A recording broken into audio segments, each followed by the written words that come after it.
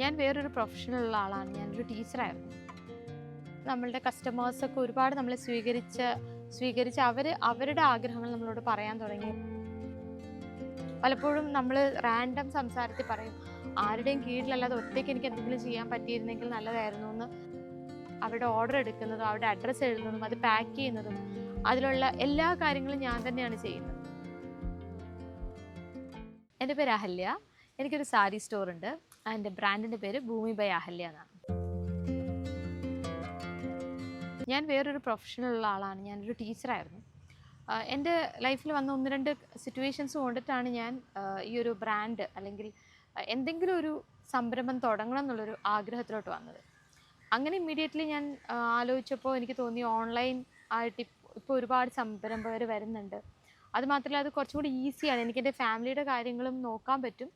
On the other side എനിക്ക് business run ചെയ്യാൻ പറ്റും എന്നുള്ളൊരു ഐഡിയയിലാണ് ഞാൻ ഒരു സാരി സ്റ്റോർ തുടങ്ങാൻ തീരുമാനിച്ചത്. ഇത് തുടങ്ങിയ സമയത്ത് ഒബ്വിയസ്ലി ഉണ്ടായ ചാലഞ്ചസ് വാസ്, ഞാൻ ഈ ഒരു ക്ലോത്തിങ് ഫീൽഡിൽ ഞാൻ പുതിയതാണ്.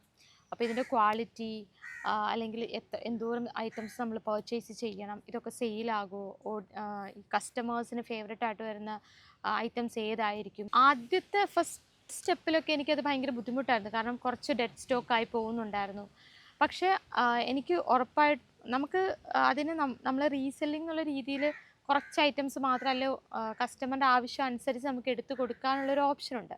പക്ഷെ ഞാനത് ചൂസ് ചെയ്തില്ല. ബിക്കോസ് എനിക്ക് എൻ്റെ കയ്യിൽ കൂടെ തന്നെ ഇത് കസ്റ്റമറിലേക്ക് എത്തണം എന്ന് നിർബന്ധമുണ്ടായിരുന്നു. അപ്പോൾ ആ ചാലഞ്ചിനെ ഞാൻ ഏറ്റെടുക്കുകയാണ് ചെയ്തത്. ഇപ്പോഴാണ് അത് ഗോ ത്രൂ ചെയ്ത് വരുന്നത്.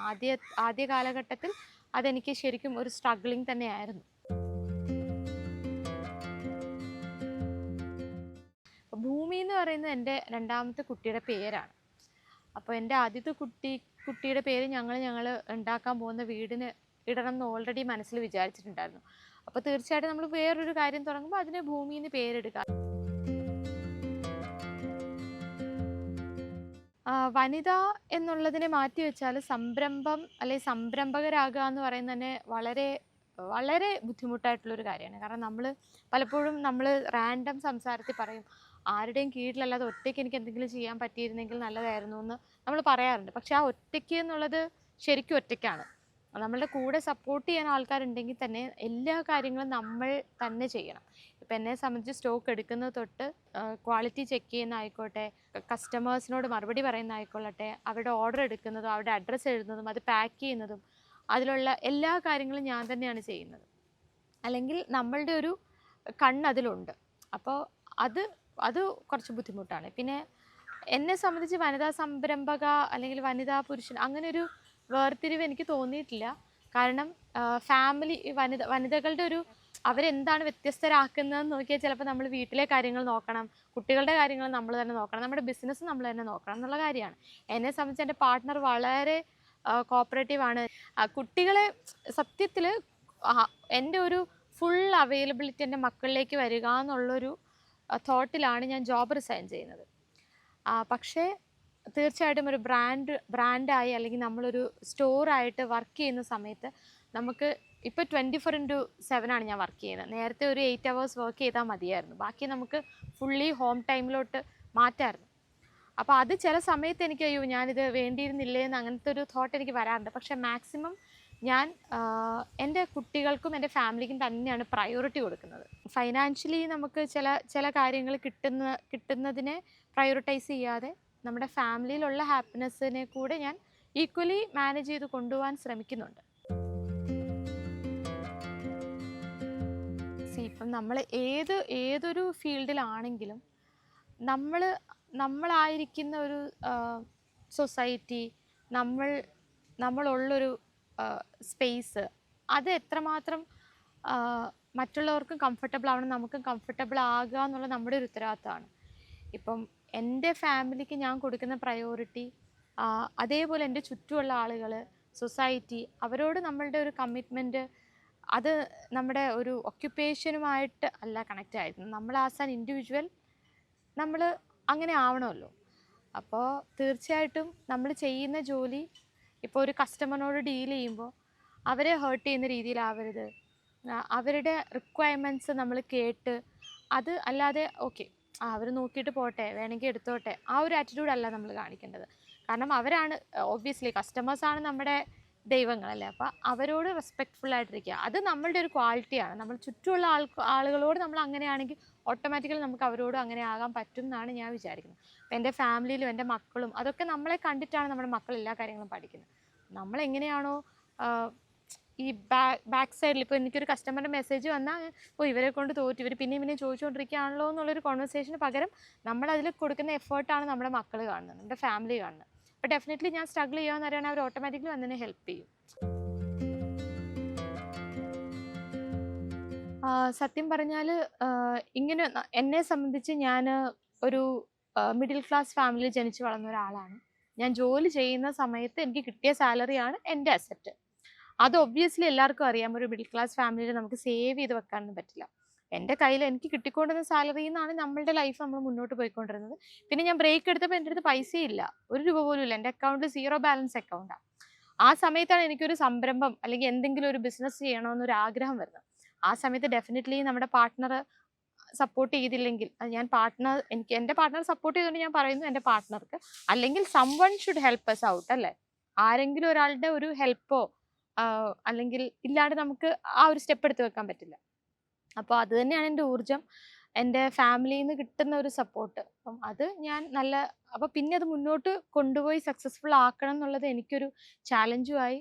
അതിലെനിക്കൊരു ഇഷ്ടവും വന്നു തുടങ്ങി. പിന്നെ ഒബ്വിയസ്ലി ഞാനിത് തുടങ്ങിയ സമയത്തോടെ എനിക്ക് കിട്ടുന്ന ഒരു സപ്പോർട്ട്, അത് എൻ്റെ ഫാമിലിയിൽ നിന്നാണെങ്കിലും എൻ്റെ ഫ്രണ്ട്സിൻ്റെ അടുത്തു നിന്നാണെങ്കിലും എൻ്റെ റിലേറ്റീവ്സിൻ്റെ അടുത്തു നിന്നാണെങ്കിലും, അപ്പോൾ അവരൊക്കെ ഭയങ്കര പ്രതീക്ഷയോടാണ് കാണുന്നത്. അപ്പോൾ ആ ഒരു പ്രതീക്ഷയും അത് ഞാനും ആ ഒരു പ്രതീക്ഷ വെക്കുന്നുണ്ട്. നമ്മൾ കുറച്ചും കൂടെ അപ്പം അതൊക്കെ തന്നെയാണ് നമ്മുടെ ചുറ്റുമുള്ള ആൾക്കാർ തരുന്ന ഊർജ്ജമാണ് എൻ്റെ ഒരു ഊർജ്ജം. സംരംഭം തുടങ്ങുന്ന സ്ത്രീകളോട് അല്ലെങ്കിൽ ആരോടാണെങ്കിലും നമുക്ക് എപ്പോഴും ഒരു ധാരണ ഉണ്ടായിരിക്കുക, നമ്മളെന്താണ്, നമ്മൾക്ക് എന്തുണ്ട്, നമുക്ക് ഏത് രീതിയിൽ പോകാൻ പറ്റും. Don't compare our self with someone else. നമുക്ക് എല്ലാവർക്കും അറിയാം സുധാ ബോംബെ, അതാണ് നമ്മളെപ്പോഴും ഒരു വലിയൊരു ബ്രാൻഡെന്ന് വിചാരിക്കുന്നത്. സോ നമ്മൾക്ക് അവരെ പോലെ ആകണം എന്ന് ആഗ്രഹിക്കാം, പക്ഷേ നമ്മളെ കമ്പയർ ചെയ്യരുത്, കാരണം നമ്മൾ അവിടേക്ക് എത്തിയിട്ടില്ല. അപ്പോൾ നമ്മൾ എങ്ങനെയാണോ പ്രൊമോട്ട് ചെയ്യുക അല്ലെങ്കിൽ നമുക്ക് എന്താണോ ചെയ്യാൻ പറ്റുന്നത് അത് നമ്മൾ കണ്ടിന്യൂസ്ലി വർക്ക് ചെയ്തുകൊണ്ടിരിക്കുക. പിന്നെ ആഗ്രഹം ഉണ്ടെങ്കിൽ മാക്സിമം ട്രൈ ചെയ്ത് അതിലോട്ട് എത്താൻ ശ്രമിക്കുക. അല്ലാതെ നടക്കില്ലെന്നോ അല്ലെങ്കിൽ ഇത് എനിക്ക് സെയിൽ ഉണ്ടാവില്ലെന്നോ അങ്ങനെയൊന്നും വിചാരിച്ചിട്ട് അതിൽ നിന്ന് ബാക്ക് ഔട്ട് ചെയ്യരുത് എന്നാണ് എനിക്ക് പുതിയ ആൾക്കാരോട് പറയാനുള്ളത്. പിന്നെ റിസർച്ച് ചെയ്യുക, നമ്മൾ സ്വന്തമായിട്ട് റിസർച്ച് ചെയ്ത് നമ്മൾ സ്വന്തമായിട്ട് അത് കണ്ടുപിടിച്ച് ചെയ്യുമ്പോൾ നമുക്കതിലൊരു വിശ്വാസം ഉണ്ടാകും, അല്ലാതെ മുന്നോട്ട് കൊണ്ടുപോകാൻ നമുക്കൊരു തോന്നലുണ്ടാവും. ഒരുപാട് ആൾക്കാരുടെ ഹെൽപ്പ് എടുക്കാതെ സ്വന്തമായിട്ട് അതിലോട്ട് എത്താൻ ശ്രമിക്കുക. അപ്പോൾ നമ്മൾ ഈ ഫൈനാൻഷ്യൽ ഇൻഡിപെൻഡൻസി ആഗ്രഹിക്കുന്നതുകൊണ്ടാണ് തീർച്ചയായിട്ടും ഞാൻ ജോബ് റിസൈൻ ചെയ്തതിന് ശേഷം ഒരു സംരംഭം തുടങ്ങാൻ ആയിട്ടുള്ളൊരു തീരുമാനം എടുത്തത്. ഈ ജോബ് റിസൈൻ ചെയ്തതും എൻ്റെ ഒരു ചോയ്സായിരുന്നു. പക്ഷേ നമുക്കറിയാം നമ്മുടെ ചുറ്റിനുള്ള പലർക്കും അവരുടെ ഫാമിലി നോക്കണം എന്നുള്ളത് കൊണ്ട് തന്നെ പലപ്പോഴും ജോബ് റിസൈൻ ചെയ്യേണ്ടതായിട്ട് വന്നിട്ടുണ്ട്. സോ അവരും സ്ട്രഗ്ലിംഗ് ആയിരിക്കും. അപ്പോൾ അവരും in need of A financial independency. അപ്പോൾ നമ്മളെക്കൊണ്ട് സാധിക്കുകയാണെങ്കിൽ ഇതുപോലെ സംരംഭങ്ങൾ തുടങ്ങുന്നത് അത്ര ഒരു സ്ട്രഗ്ലിംഗ് അല്ല. പക്ഷേ നമുക്കതിൽ ഉടനെ തന്നെ ഒരു വലിയ നേട്ടമൊന്നും നമ്മൾ എക്സ്പെക്റ്റ് ചെയ്യരുത്. നമ്മൾ വെയിറ്റ് ചെയ്തിട്ട് കാമായിട്ട് നമ്മൾ ഇരിക്കുക, അതായത് നമ്മൾ വർക്ക് ചെയ്തുകൊണ്ടേ ഇരിക്കുക. സോ ഡെഫിനറ്റ്ലി അതിൽ നല്ല രീതിയിൽ തന്നെ നമുക്ക് ഗുണങ്ങളുണ്ടാവും. തീർച്ചയായിട്ടും ഞാൻ മുമ്പ് പറഞ്ഞ പോലെ ഞാനൊരു റീസെല്ലിംഗ് എന്നുള്ള രീതിയിലാണ്, ഒരു ബ്രാൻഡ് എന്നുള്ള രീതിയിലൊന്നുമല്ല ഞാൻ എൻ്റെ സ്റ്റോർ സ്റ്റാർട്ട് ചെയ്തത്. വെറുതെ വീട്ടിലിരിക്കുമ്പോൾ എന്തെങ്കിലും ഒരു ചെറിയൊരു ബിസിനസ് തുടങ്ങാം എന്നുള്ള രീതിയിലാണ്. പക്ഷേ അതിന് നമുക്ക് കിട്ടിയൊരു അക്സെപ്റ്റൻസ്, നമ്മളെ ആൾക്കാർ അക്സെപ്റ്റ് ചെയ്ത രീതി, നമ്മുടെ ബ്രാൻഡിനെ സ്വീകരിച്ച രീതിയൊക്കെ കണ്ടപ്പോൾ തീർച്ചയായിട്ടും നമുക്ക് മുന്നോട്ട് പോകാനായിട്ടുള്ളൊരു ആഗ്രഹമാണ് വരുന്നത്. ഇപ്പം ഓണത്തിനാണെങ്കിലും നമ്മുടെ സ്വന്തമായിട്ടുള്ളൊരു ഡിസൈനും നമ്മൾ ചെയ്തു. അപ്പോൾ അതൊക്കെ കൊണ്ട് തന്നെ പിന്നെയും നമുക്ക് അടുത്ത മുകളിലേക്ക് സ്റ്റെപ്പ് വെക്കാനായിട്ടുള്ളൊരു പ്രചോദനമാണ് കിട്ടുന്നത്. അധ്യാപനമാണ് എനിക്ക് അന്നൊന്നും ഇഷ്ടമുള്ളൊരു കാര്യം.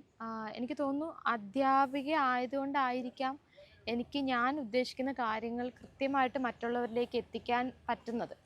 അല്ലെങ്കിൽ എൻ്റെ ഒരു വേ ഓഫ് ടോക്കിംഗ് ആൾക്കാർക്ക് ഭയങ്കര ഈസിലി ചെയ്യുന്നതായിട്ട് ഫീൽ ചെയ്യുന്നതെന്ന് എനിക്ക് തോന്നുന്നു. കാരണം ഞാൻ കുട്ടികളെ പഠിപ്പിച്ചും അവർക്ക് പറഞ്ഞു കൊടുത്താണ് എനിക്ക് ശീലം. അപ്പോൾ അതേപോലെ തന്നെയാണ് ഞാനൊരു സാരിയെക്കുറിച്ചോ അല്ലെങ്കിൽ എൻ്റെ ഫാബ്രിക്കിനെ കുറിച്ചോ ഞാൻ മറ്റുള്ളവർക്ക് പറഞ്ഞു കൊടുക്കുന്നത്. ഇത് രണ്ടും എനിക്ക് ഭയങ്കര കണക്ഷൻ ഉള്ള പോലെയാണ് തോന്നിയത്. അപ്പം ഞാനൊരു ബിസിനസ് വുമൺ എന്നുള്ള രീതിയിലല്ല ഞാൻ പുറത്തിറങ്ങുന്നതും നടക്കുന്നതും ആൾക്കാരോട് സംസാരിക്കുന്നത്. അതിനൊരു രീതി ഉണ്ടെന്നല്ല കേട്ടോ ഞാൻ പറയണേ. പക്ഷെ ഞാൻ എങ്ങനെയായിരുന്നോ മുമ്പ് അതുപോലെ തന്നെയാണ് ഞാൻ ഇപ്പോഴും. പക്ഷെ എൻ്റെ പ്രൊഫഷൻ ഒരു ചെറിയ വ്യത്യാസം വന്നിട്ടുണ്ടെന്നുള്ളതല്ലാതെ എന്നെ ഇത് വലിയ രീതിയിലൊന്നും അഫക്റ്റ് ചെയ്തിട്ടില്ല. സത്യം പറഞ്ഞാൽ ഞാൻ എൻ്റെ മൂത്ത മോളെ സ്കൂളിലാക്കിയതിന് ശേഷം അവളെ സ്കൂളിൽ നിന്ന് എനിക്ക് തന്നെ പിക്ക് ആൻഡ് ഡ്രോപ്പ് ചെയ്യണം. അതായത് സ്കൂൾ ബസ്സിൽ വരുമ്പോൾ വേറെ ഒരാൾ അവളെ പിക്ക് ചെയ്യുകയോ ഡ്രോപ്പ് ചെയ്യുകയോ ചെയ്യുന്നത് എനിക്ക് ബുദ്ധിമുട്ടാണ്. കാരണം എനിക്ക് തന്നെ ബൈ കൊടുത്ത് വിടണം. അത് എൻ്റെ ഒരു ആഗ്രഹമാണ്. അപ്പോൾ ശരിക്കും പറഞ്ഞാൽ ഒരു സ്ഥലത്തൊരു ടീച്ചറായിട്ട് ഞാൻ വർക്ക് ചെയ്യുവാണെങ്കിൽ എനിക്കത് ചെയ്യാൻ പറ്റില്ല. മേ ബി കയറ്റി വിടാൻ പറ്റുമായിരിക്കും. തിരിച്ചിറക്കുന്ന സമയം ഞാൻ സ്കൂളിലായിരിക്കും. അപ്പോൾ ഒരു സംരംഭക ആയതുകൊണ്ടാണ് ഒരുപക്ഷെ എനിക്ക് എൻ്റെ ഫാമിലി എൻ്റെ മക്കളുടെ കാര്യങ്ങളൊക്കെ കൃത്യമായിട്ട് എൻ്റെ സാറ്റിസ്ഫാക്ഷൻ അനുസരിച്ച് എനിക്ക് ചെയ്യാൻ പറ്റുന്നത്.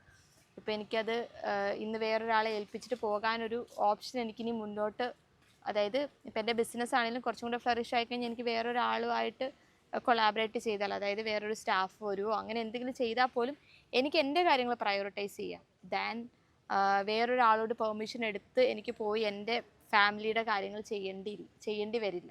അപ്പം അത് തന്നെയാണ് എൻ്റെ പ്രയോറിറ്റി.